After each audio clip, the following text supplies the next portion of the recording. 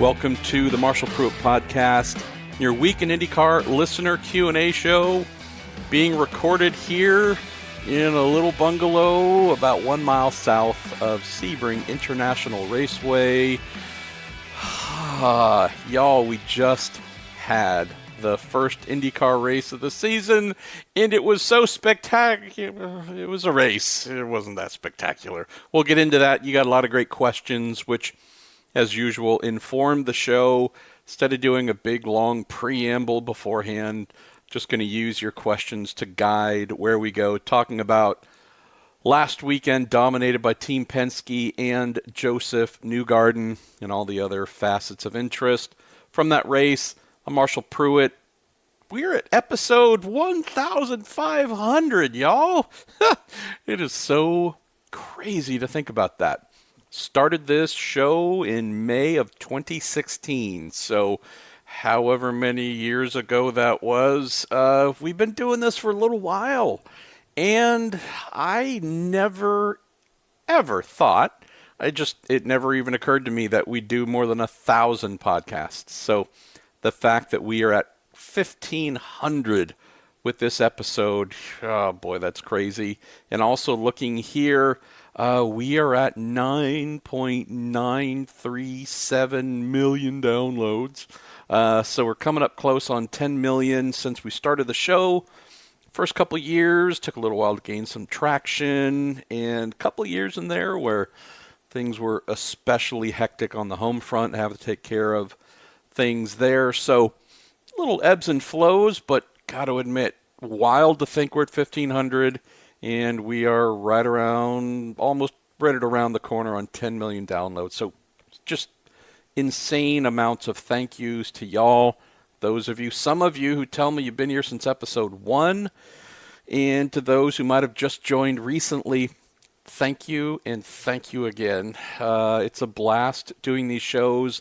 We have our week in sports cars, in-car audio, ambient audio, some interview features, and all kinds of stuff that we do. But thanks so much for being a part of this and keeping the show going. Why don't we as well take a quick little pit stop and say thank you to others who make everything here happen. Time to say a big thank you to our show partners on the Marshall Pruitt Podcast, starting with Pfaff Technologies, build-to-print composites manufacturing company. They're specializing in medium to large-scale automotive, motorsports, and military applications. Visit PfaffTechnologies.com. It's P-F-A-F-F Technologies.com to learn more about their services and how they can benefit your business. Next, it's the Justice Brothers, makers of premium additives, lubricants, and cleaners, been servicing the automotive and motorsports industries for more than 85 years, with victories in all the biggest North American motor races, including the Indianapolis 500, the 24 Hours of Daytona. The Justice Brothers products are truly race-proven. Learn about their vast history and range of offerings at justicebrothers.com. If you're fond of awesome motor racing collectibles, including Pfaff Motorsports McLaren gear and goodies, pay a visit to torontomotorsports.com.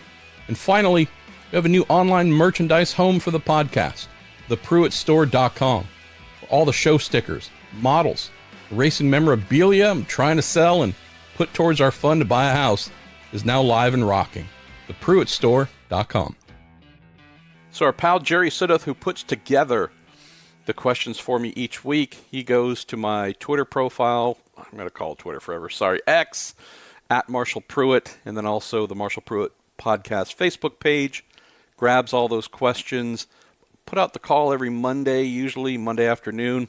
If you've wondered how to submit questions, check out my X or Facebook, the Marshall Pruitt Podcast page. Look for those calls. Put your questions in below the weekly call. Jerry will grab all them, look through, find the ones that he likes the most.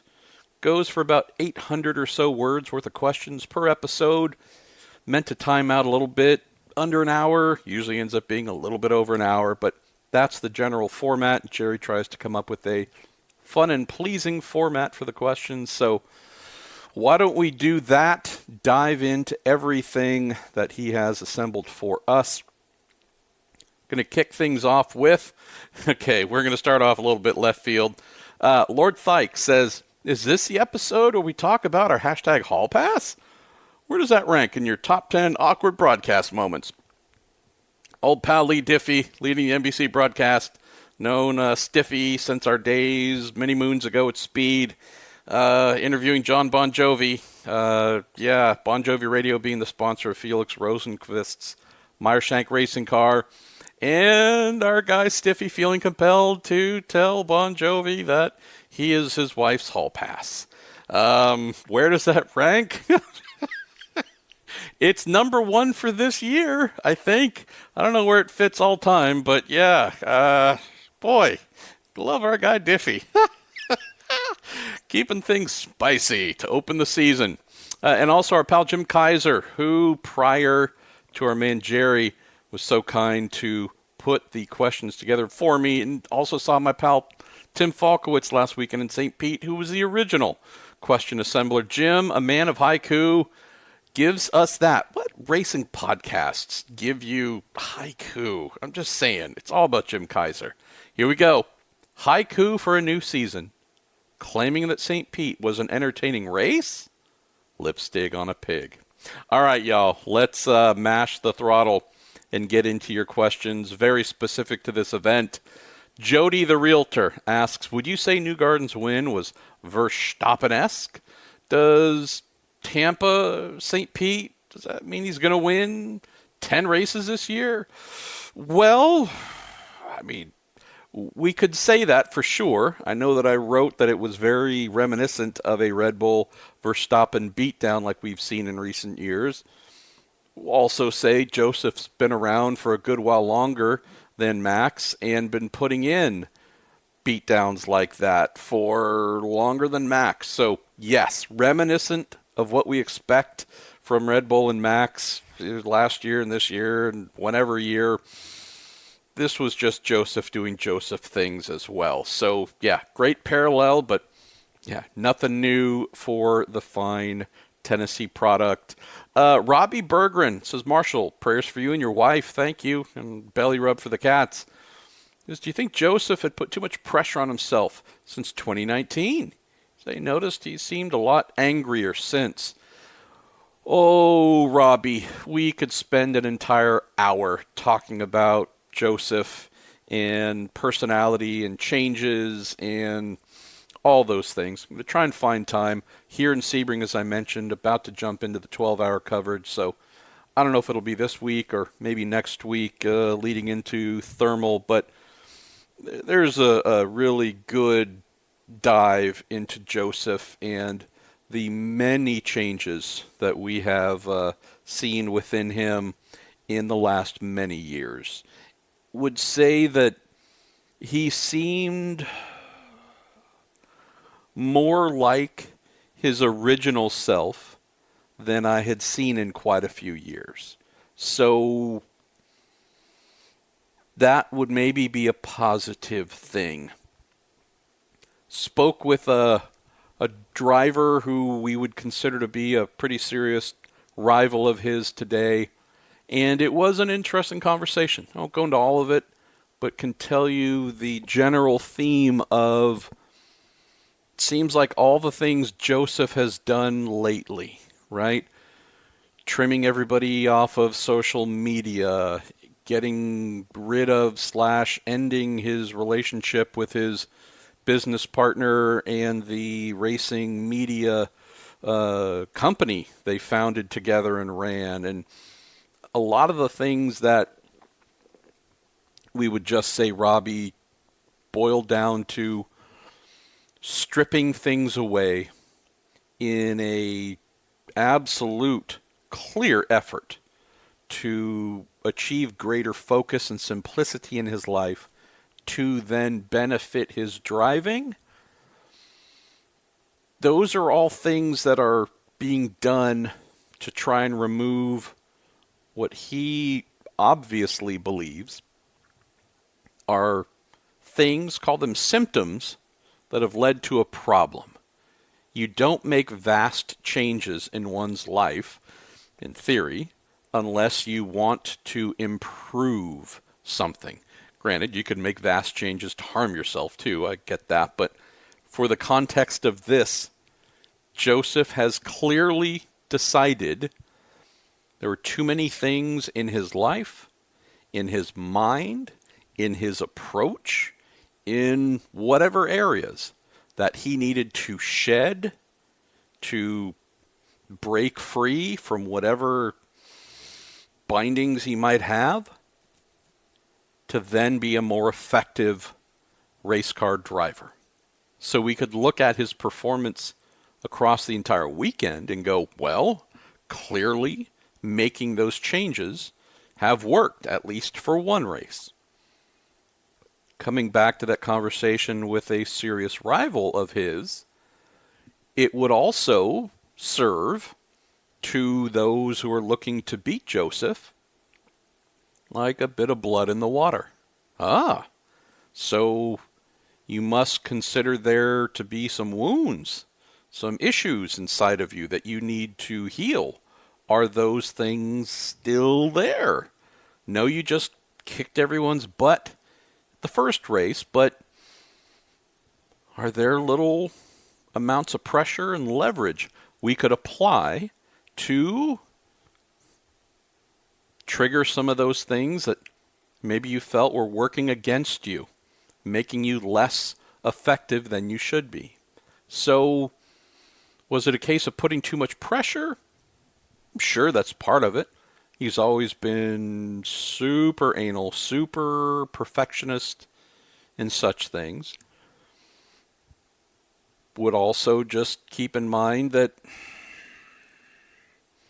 he's also now being viewed, I wouldn't say by many, but I've had a couple of drivers, don't even need all the fingers on one hand to count the amount, who have said in some way, shape, or form since Friday that, okay, there might be some sore spots there that we can poke. Wonder how that would make him react. And whether it's words outside of the car or behaviors on track next to him, in front of him, behind him, what is there that we might be able to exploit? Just to close on this, did think coming out of this past weekend, and I know that a lot of folks from the media like me asked Joseph these questions, I do wonder if it would have been in his best interest to not answer. Talking about these things, and in the post-race press conference, he was asked, and asked, and asked. This angle, that angle, someone asking a question, then asking him about a different topic, then coming back to that question. Someone else would hear that, or another reporter would hear that, and then they'd pick up on it and try and hit it from another angle. And about half of the press conference was about Joseph's psyche and Joseph's mind and his approach and his actions and changes, and interesting stuff to listen to. Don't get me wrong. I'm also not criticizing him in any way for being as open as he was. That is a new thing from Joseph, right? I do wonder, knowing the competitive nature of those around him, was this the right choice to go so far into this? Just one example, there's another driver who I was aware had made some significant off-season changes. Weren't really so much on the mental side as more on the physical side, and had asked to speak to them about that, and was told, appreciate your interest, not going to talk about it. And the reason why, fairly well understood. I don't want to tell folks what I did. I don't want them to know. I don't want them to try it. I don't want them to get any ideas that how I've done this or that different, how I've changed something in my life might be something that they could do, improve themselves, or potentially try and think of some way that how I've changed myself might be some area of weakness they could exploit somehow. There's a number of drivers I know who are like that. I've had some drivers tell me their mental approach to qualifying or to this or to that. And these are drivers I've known a long time who are very good friends away from the track. Tell me, look, you and I can talk about this all day long as friends, but you ever mention it in print, our relationship's over. I've also had some say, love you, we got a great relationship. I'll tell you when I retire. I'm not telling you now. Again, Robbie, we go on for an hour or more about this, but it has worked for the first race.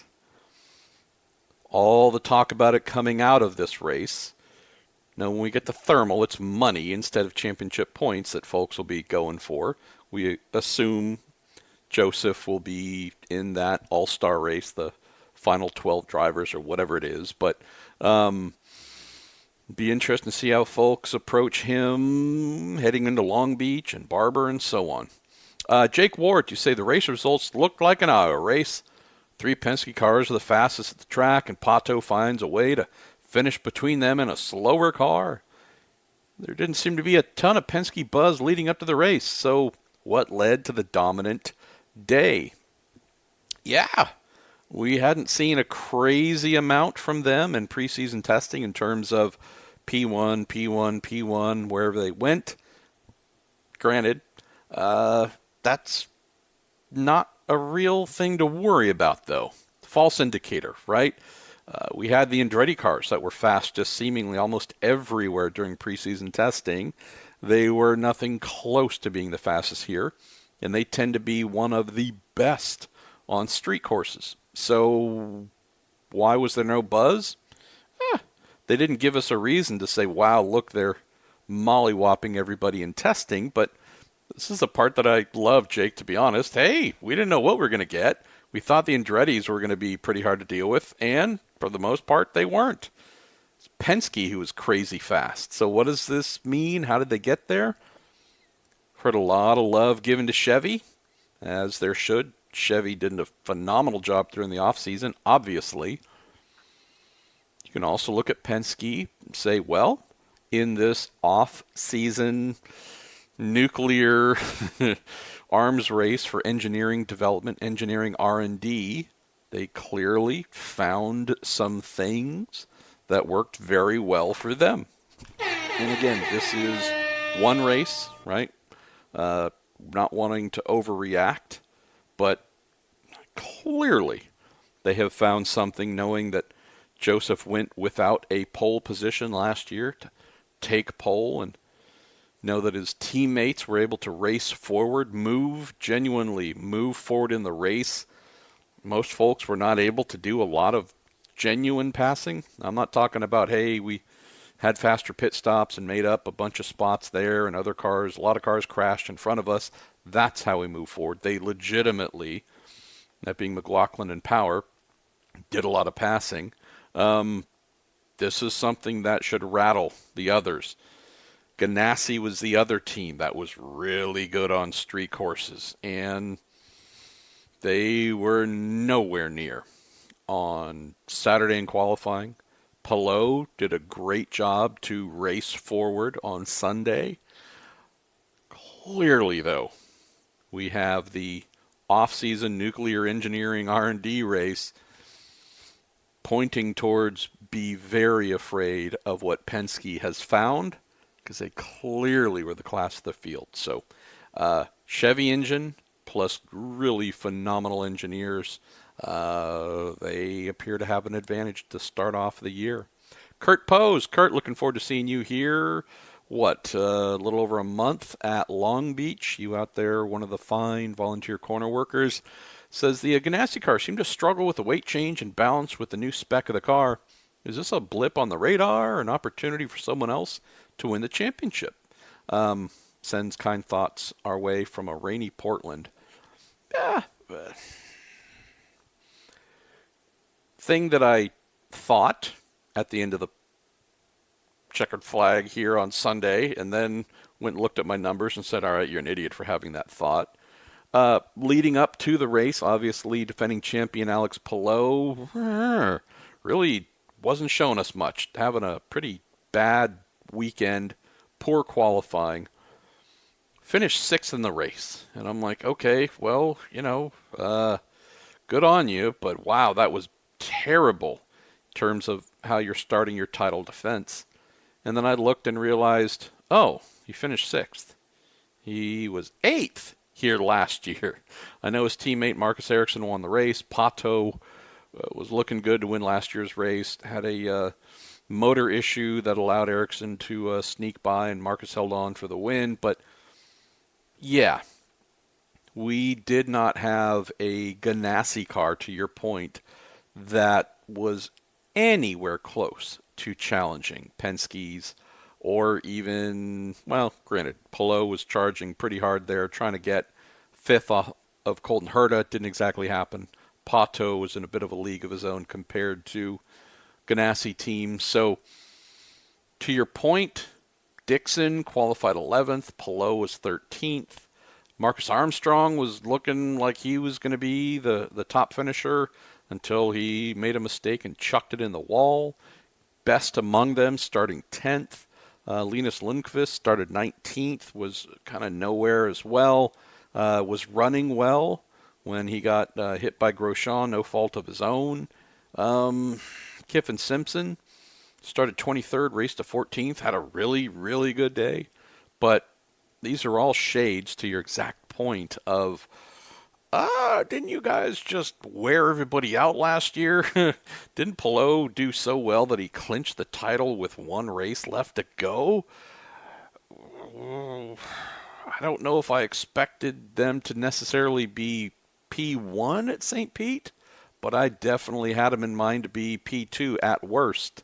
And if we're just looking at team rankings, those who finished ahead of them, we have Penske, we have McLaren, we have Andretti. I didn't think P4 was really where they were going to end up, and had Meyershank Racing's Felix Rosenqvist not too far behind Alex. So we get some teams that are expected to star, expected to feature, who, I don't know if I'd say stumble out of the gates. For who they are, it's considered a big stumble. I mean, look at Rahal Letterman Lanigan Racing. They're the ones who, yet again, stumble out of the season opener, having put in a lot of work in the offseason, hired some really good folks, made tweaks and changes and so on, and hey, boy, we are going to go get them, and got no one. Feel bad for them, just mention that, because that's the team that truly stumbled, but it felt like the Ganassi team leaving this event surprised at how far off they were. So would say the car being lighter and all those things, I don't think that really has much of anything to do with the Ganassi team struggling with that. Specifically, would just say that they missed. And now they need to figure out what it is they missed, because we have a decent amount of street courses to open the year. What is it? 3 out of the first 5 or 6 points-paying races are on street courses. So that is something, again, they're going to have to dive into hardcore. I know where we're going, a flat, mostly flat, pure race circuit, not a street course, but an actual purebred circuit at Thermal. It's going to tell us more about where they're at setup-wise and speed-wise. Indy Road Course is a place that somewhat similar in layout philosophy. That'll tell us a little bit about how they might perform there. But once we're done in Thermal, I know we got to wait a little while, but we reconvene at Long Beach. Then we go to the big rolling hills and crazy speed at Barber. That's the main thing, Kurt, where I don't know what it was that they missed, but they missed it across everybody. So it tells me it's not so much of a fluky thing, but more of a all right, where did we go wrong? And can we find that in enough time to come up with some solutions to try and hopefully get back on track? As for could this be an opportunity for someone else to win the championship? Again, since 2008, no, 6, I think every single championship has gone to Penske or Ganassi except for 2012. If it's not Ganassi, it tends to be Penske. Coming out of one race sample size, it sure looks like Penske's going to be competitive this year. But again, I don't want us to get too far down the road on this, but Pato looked like he had no answers for the Penske team. And I hope that he does, and I obviously hope others do, so it's not just another, is it going to be one or the other winning the championship? But nobody looked like they're in Penske's league after this first street race.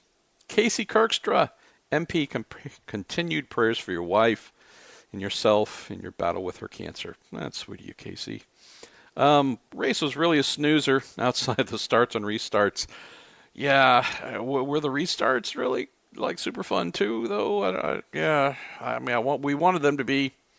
He says, what would be the ideal race distance to make both the 2 or 3 stop strategies viable? He says, hashtag me personally. I think bringing both strategies into play is the only way to make this race more interesting. Yeah, I spoke with quite a few drivers today. One of them, putting them in a post-race analysis article, they did not want to be quote cited. They wanted their name to be anonymous. I haven't looked all the way down to see if there are questions about the team owner's organizing story that we broke, or the Michael Andretti comments to some members of the media. I can tell you this, and this is just a very quick sidebar. Knowing how heavily Penske Entertainment is getting hammered in the last couple of days, the amount of folks coming out of the weekend who do not want their name put in print if they have anything to say. Not that it would necessarily be critical, but just say something that Penske Entertainment might not agree with. It's mind-blowing. The amount of venom that folks have received from Penske Entertainment for things they have said over the last however many years since they bought the series that they disapprove of and get hammered for saying through a call, to their boss or team, and then addressing down from there, that was already in place. In the owner's organizing story, I spoke with 4 to 5, got the whole rundown, everything that went on, etc., etc. Not a single one would speak on the record. I asked, not a single one would speak, out of fear of reprisal from Penske Entertainment, from Roger. Took a little while, thanks to Bobby Rahal, who organized the team owners' call and then organized the group going to Penske Entertainment. Bob gave me one sentence, took about a half hour to get that out of Bob. Fair point, fair enough. Nobody wants to say anything after last weekend. After Michael putting him on blast, after news being revealed that the owners on their own have banded together to bring their issues to Penske Entertainment. Again, just sharing. We know how much Roger Penske likes control, likes things to happen in silence, in the background, away from the spotlight. Also know how much Chip Ganassi and Zach Brown do not care for one another. They have to be on the team owners' calls, right? When Penske Entertainment says, hi, there's a team owners meeting, please call in, dial into the Zoom, whatever it is, right?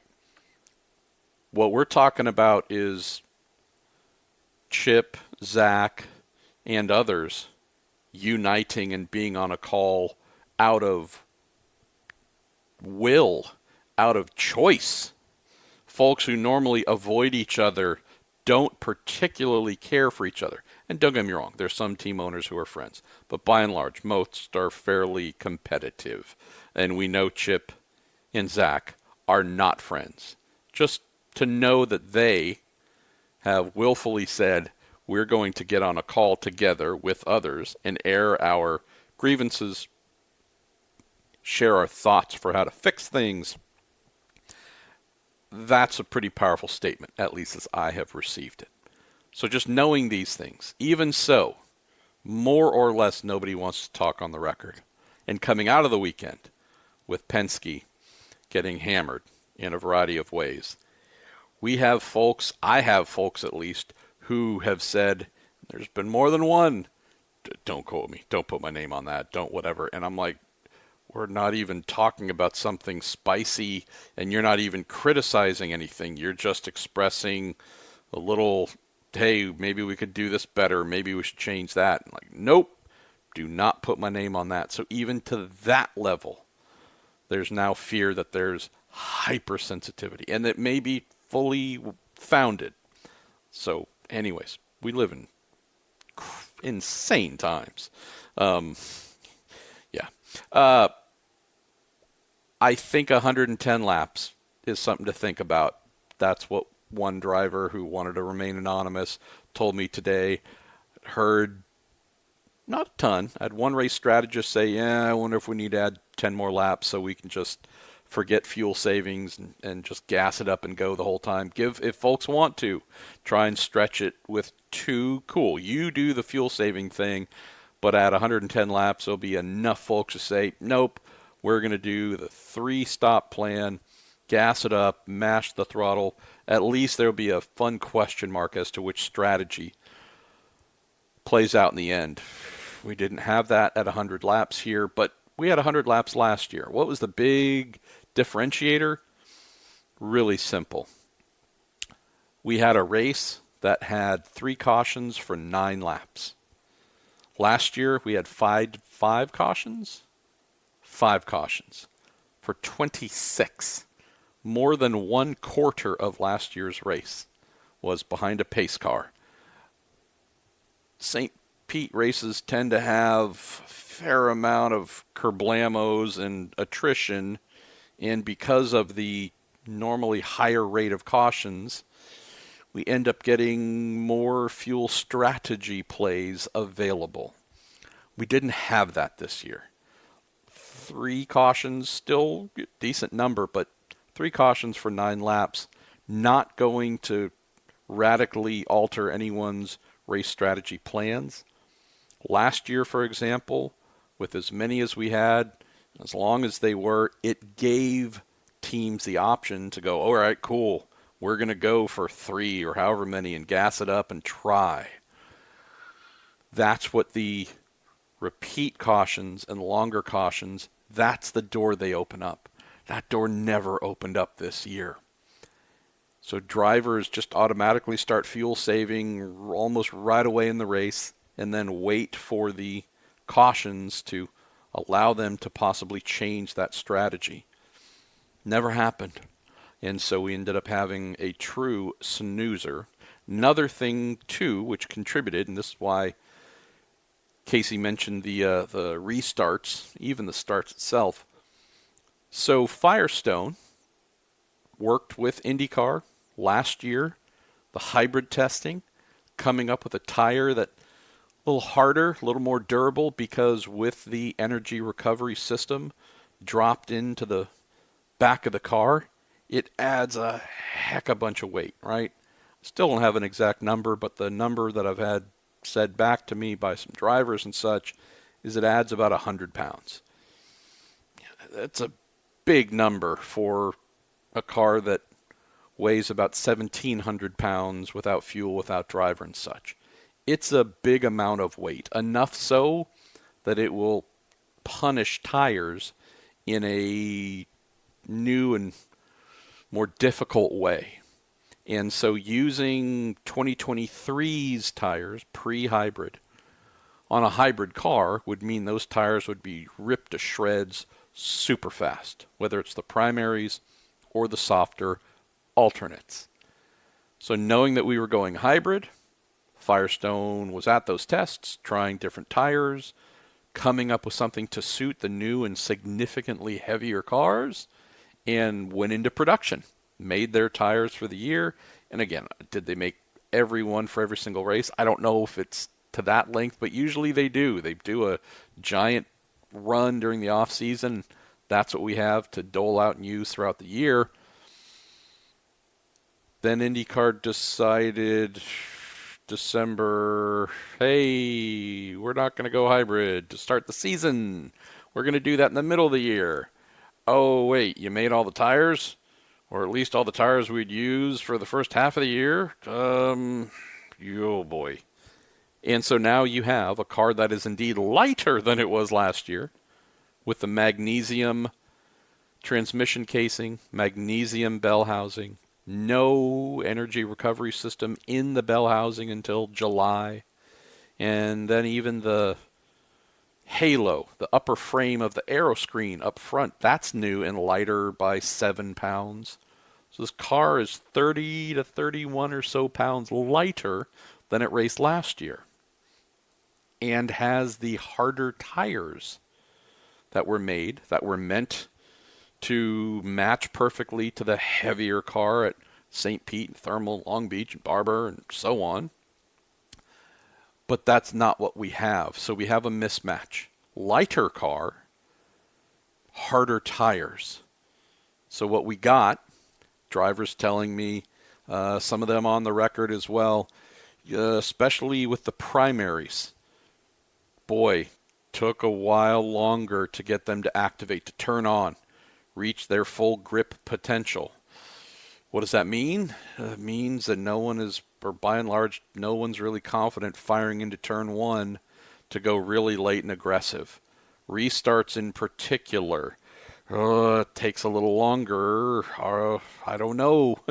No one's really feeling super confident to get extra racy, to go tear positions away from each other on that opening lap to the degree we have seen in the past, at least. And so that was the other component.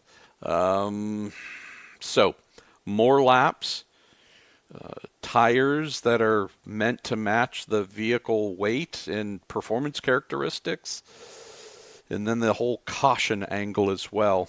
All things that contributed to what we had.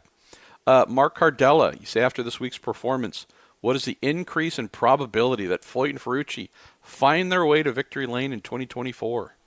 I mean, it feels like a stretch, right? Outside of an oval, maybe. They did really, really well. Just wrote a story about it. Finished 11th for Santino, started 14th, qualified well, finished very well. Just overstating the obvious a bit. Finished 23 seconds behind, 23.0437 seconds behind Joseph. 5 seconds behind Rinus VK in 10th. Amazing year-to-year growth for the team. So far to go to get up into the real scary positions. We know how well they did at the Indy 500 last year. So saying, if I'm looking at a place where they might pull that off, Mark, Indianapolis for sure is the one that stands out. Feels like it might be a bit too much to expect them to do more than that in this one season. Where do we go next? Going to go to Carl Anderson. This wouldn't have been more fun for Dale Coyne to enter, quote, the Stig for the St. Pete GP. Driver could have emerged from the transporter with helmet, wearing sponsorless driving suit to match the car. I think meant white helmet there. I mean, granted, the son of Stig does drive for Meyer-Shank Racing, so maybe that would be the guy to go full Stig. But I'm with you. Thankfully, our guy Colin Brown, I thought he did as well as I thought he would, which is amazing considering all of the limitations he had to deal with, including the car catching on fire during a pit stop. But yeah, love the idea, Carl. Dave Love 50, MP, best of the cats, and Supermarine Chabrel. Thank you. Say in your racer interview or preview of Meyer-Shank Racing, you wrote that the sports car personnel would help. Is it a matter of sheer volume of bodies to throw at cars or winning talent? They weren't lacking in bodies prior to Meyer-Shank Racing's IMSA program shutting down. What you had is pedigree.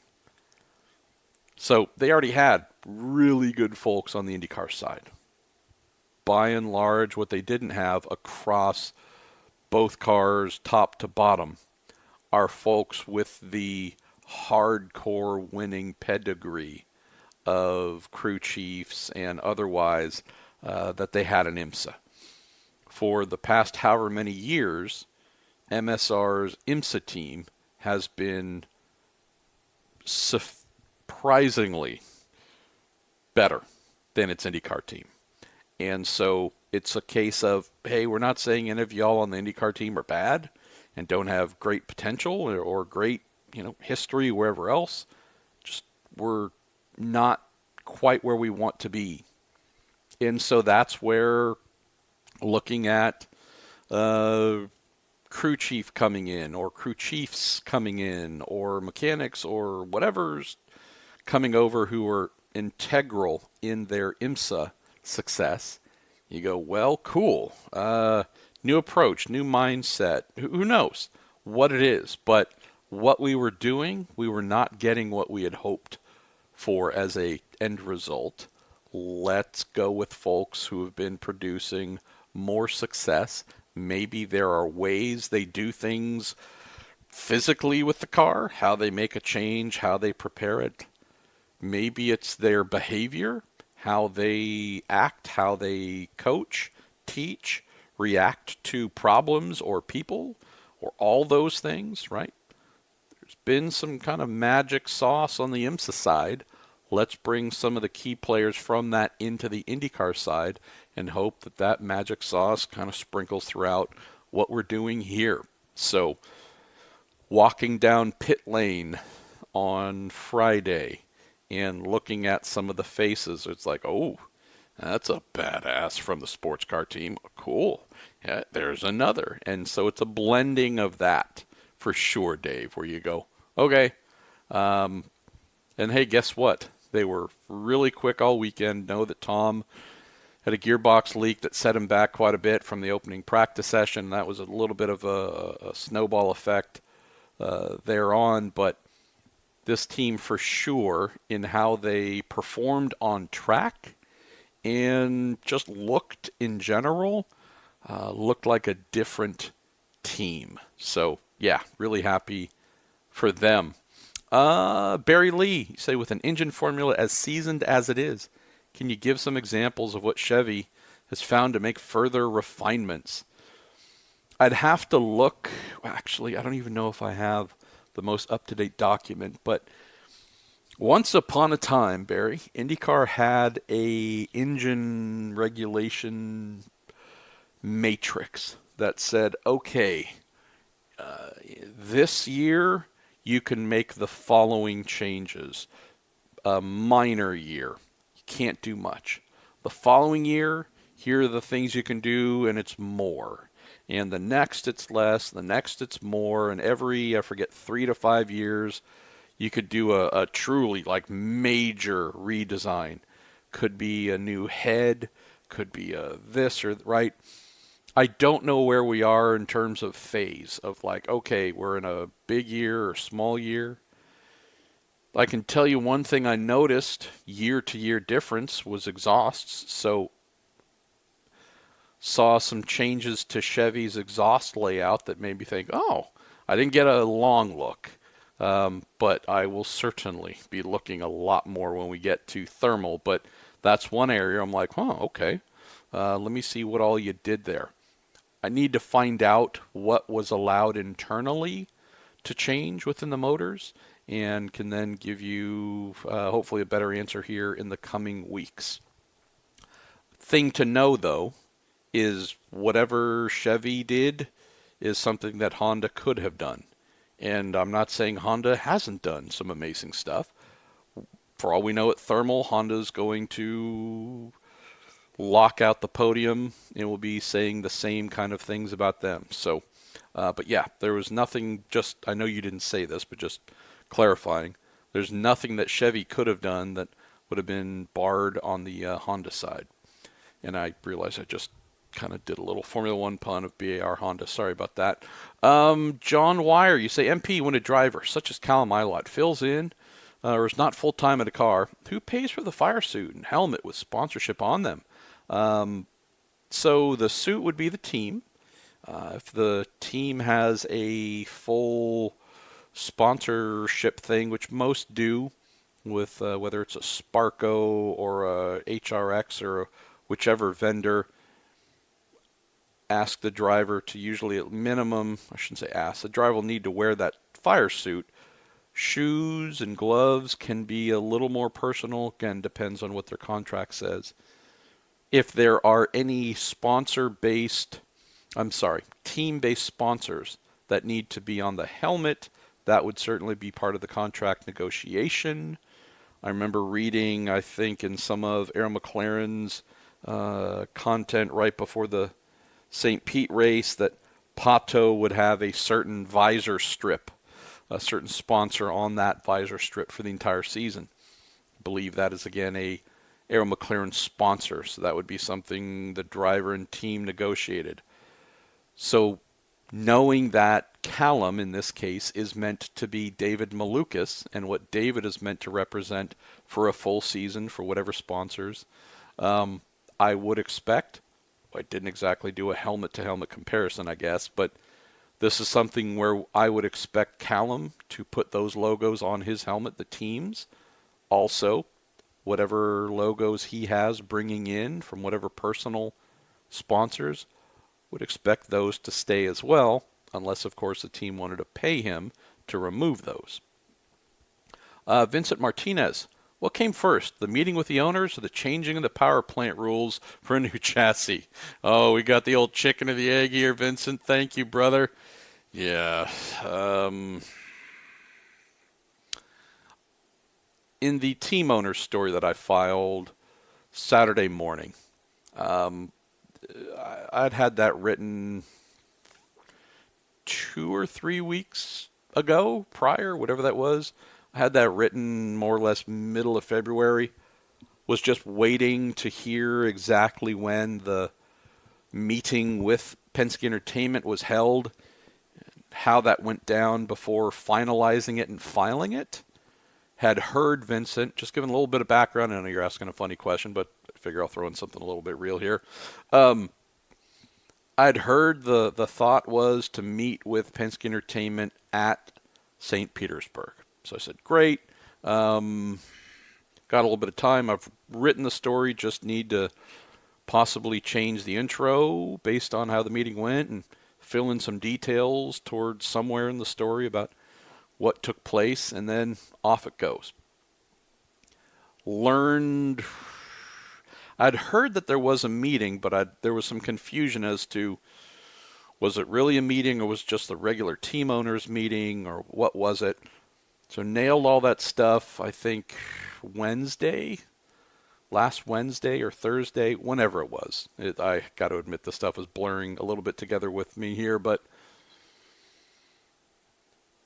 learned a lot of the things that I was going to include didn't necessarily fit, right?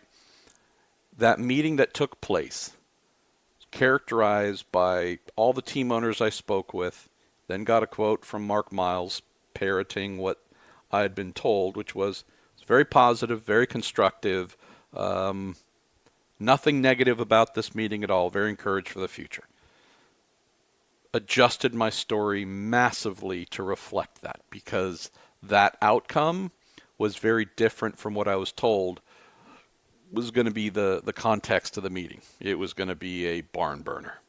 It wasn't that. So I cut at least 50% of the story out, saved it in another document as a owners meeting part 2 story, reshaped a lot of things to reflect tone of that meeting as everyone told me it happened, learned more throughout the weekend to help me understand how I need to try and button up an owners meeting part 2, and can tell you that in that meeting there was a lot of talk about new chassis and the future.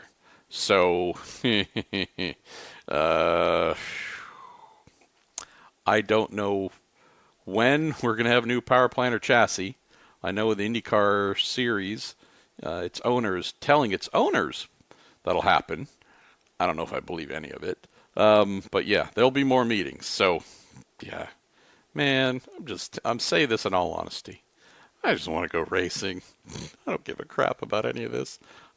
The amount of hours invested in all this nonsense, like truly, I know that F1 is just lighting itself on fire every day with all kinds of whatever. And I don't know. I wouldn't mind if IndyCar didn't. But yeah, maybe some folks find it entertaining. I don't. All right, Clinton Kakatin. I always get your last name wrong, so I apologize. He was asking, may we have a full list of hall passes for the NBC crew? No. Also, what up? What up with the brake issues? Well, some changes to the brakes coming to the season, planning for the heavier car. I don't know if everything there is sized exactly for what we have with this kind of interim specification. Need to look into it a little bit more, but yeah, it's an item for sure, Clinton, that I need to dive into, but I also realize I don't have a lot of time going straight into Sebring and then home shortly and then to thermal, so I'll see if I can. Matthew Featherman, what are we? We're getting down to the finish here. Matthew Featherman, you say, MP, from the get-go, I was not a fan of Penske owning IndyCar, and I thought it was just going to be a Band-Aid. Now, with the comments made by Michael Andretti, I'm hoping he isn't leveraging to buy it. What are your thoughts? I feel a non-IndyCar team owner option would be better.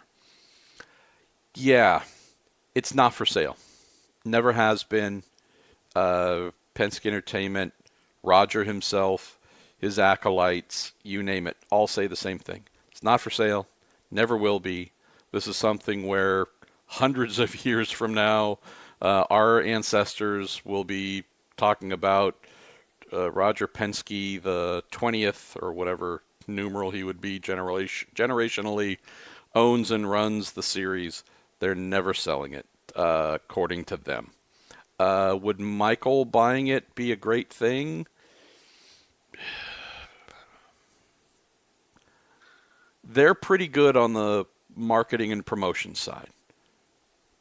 They're really good on the B2B side. I mean, if I could pick a team to buy IndyCar, it would be McLaren. They are the best in the series at marketing and promotions. They get it better than anybody, but it's not for sale. So, yeah, this might be the most obvious thing ever, and it might lead into Chris D'Amato's question up next, and also Doug Benefiel after that. But what might be perceived as complaints, getting out the flamethrower, team owners mobilizing and organizing against Penske, this is all optional for them, right? Like, these are all zillionaires. And I realize that some are less wealthy than others. But even the poorest IndyCar team owner lives a life that is so far beyond what you and I will ever know. Right? whether it's just the money they have, the connections they have, the assets they own.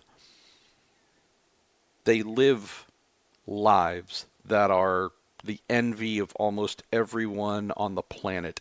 And they get to play race car. And they get to do the Indy 500 and all the other races.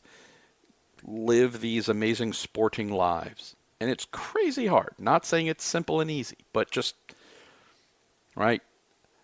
If there were folks who wanted to just say, F it, selling the stuff and going to go live on a beach for the rest of my life, go golfing every day, go fishing, go whatever. These are all folks who could do that tomorrow, but none of them want to.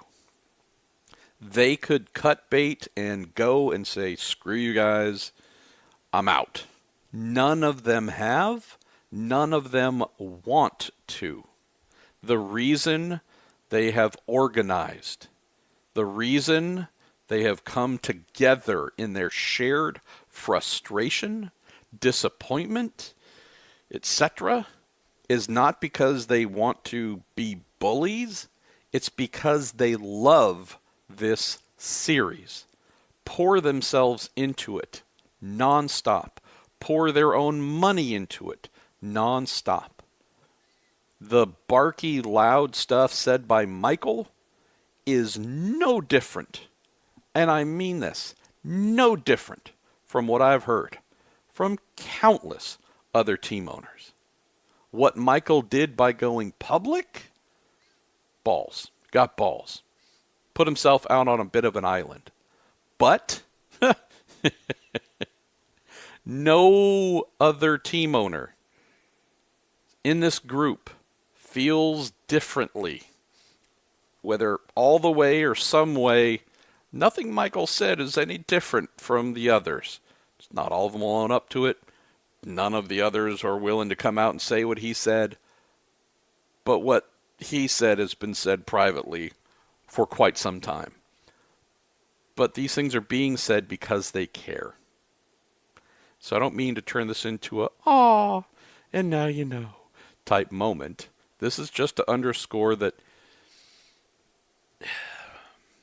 I realize that what Michael said is very clickbaity, TMZ-ish, right? And sadly or naturally, that's what everyone is fixated on. Don't mean everyone, but like the amount of folks who texted, called, stopped me, written, whatever, specifically about, did you, what Michael said? Oh my God, did you hear? Did you see that? Yes. Don't take this as, ooh, you hear what he said? Whoa, no way. Damn. Right? Take this as someone who loves the series so much and is so frustrated with the direction it's gone, and maybe more than anything, frustrated the people who own it and or run it at the very top, seemingly been unwilling to listen, take serious criticism or constructive ideas on how to improve, been met with this wall of, nope, we know better than you, shut up and play your role. That's where this is coming from. Love and passion, not TMZ, clickbait. It's not that. Just trying to help reframe this more accurately. So there we go. Let's move on to Chris D'Amato's MP. Topic of the week must be the Festivus. The car was pulled on Penske and Penske Entertainment. This is obviously far from over and is bound to get messy, especially when Chip comes out after your story and the one the Indy Star came out backing Roger. How do you see this all playing out? That was a very Chip thing. Chip is a big picture guy. Chip has, for the longest time, idolized Roger. I'll admit I was very surprised to learn he was on the Palace Revolt call, as it was called by some, or similar to that kind of phrasing. I thought he'd be one of a few to have no interest, but he was there. Spoke with him a little bit on Friday, I think it was. Saturday, maybe? I forget. And he's not a big drama guy. We're not here for the nonsense. If there are problems, let's get them figured out and move on. This is not something he delights in. And so haven't read whatever he said. I've been told, generally what he said, but I would fully expect him to back Roger, because the reason they all went to Roger was to try and get Roger and his team to listen and make things better. So if they didn't want to do that, they would have, as a group, and I don't know if all of them would have been in agreement, maybe some would have splintered off, but if they didn't want this to get solved, they would have said, all right, we're going to go over here. We're going to organize. We're going to start our own. Right? We own these cars. We own these trucks. These employees are paid by us. Like, other than the $1 million the top 22 teams get from IndyCar, they pay for everything. Annual budgets in the hybrid era now, on average, you're looking at $7 to $8 million a year. That's up $1 to $2 million from what it was a year ago. Some are more than that, right? Some of the bigger teams are more than that per car, 8 to 10. I'm not saying $1 million is nothing, but it's a small number of what a team needs to find for each car's budget. So, again, there's no real big financial ties. They spend all the money to do this. Why not start their own? Could have very easily if they wanted to. It was a mention, which I put into my story, that someone there said, hey, wonder if we should talk to Liberty Media about trying to buy the series. But again, we know Roger's not selling. But just to close here, Chris, they could all break away. The ones who've signed the Leader Circle contracts for the top 22 entry finishers in the Entrance Championship last year, I believe have legally binding contracts with IndyCar to show up to all races. That's the mechanism to get that roughly $1 million per entry. They were to try and break away now. Again, I'm sure they'd be sued, etc., for breach of that contract, but there's nothing stopping the team owners, 9 of the 10, knowing that Roger's the 10th, there's nothing stopping the other 9 full-time team owners from saying, hey, we're going to start our own thing next year. We have no faith in what you do, and it's going to suck, but hey, we don't believe things will ever be better with you at the helm. They could do that. None of them want to. So, just again, I feel like I'm overstating the obvious here, but Chip backing Roger is the same thing everyone else is doing. I actually know of one who isn't, but that's a much different conversation for another day. They all want this, by and large, to succeed, and so that's why they're going to back Roger. That's why they're meeting with him. Chris, we're going to move to Doug Benefiel here, and then after Doug, where are we at? Looks like we got 2 more questions. Doug says, long time, first time. Great, Doug. Appreciate you, man. Wondering if Liberty Media has offered Michael Andretti guaranteed admission for his F1 team if he can help broker a sale from Roger Penske. Say slightly tongue-in-cheek, but inquiring minds do wonder. Is it May yet? Boy, feels like it. It's been a long year already for me. Yeah. You know what what I don't know is what Michael Andretti does next, because it sure doesn't seem like F1 is ready to welcome him. He's got some big investors in the team. They already do some really cool stuff, right? Champions in Formula E, really good sports car program at IndyCar, but I mean, what have they been ramping up for the last couple of years with that huge financial investment and the new shop they're building and all that? It's not just to kind of have a big Taj Mahal to keep doing what they're doing. There's supposed to be a much bigger play. What is that? So, yeah, Michael's comments did stand out as a guy who feels bulletproof and isn't afraid to say what he thinks. Yeah, so Michael being offered some sort of admission to F1 if he could help Liberty get IndyCar off of Roger and, I don't know, potentially, sink it? I don't know. Boy, we need to start a whole, fun conspiracy theories wing of the weekly podcast here.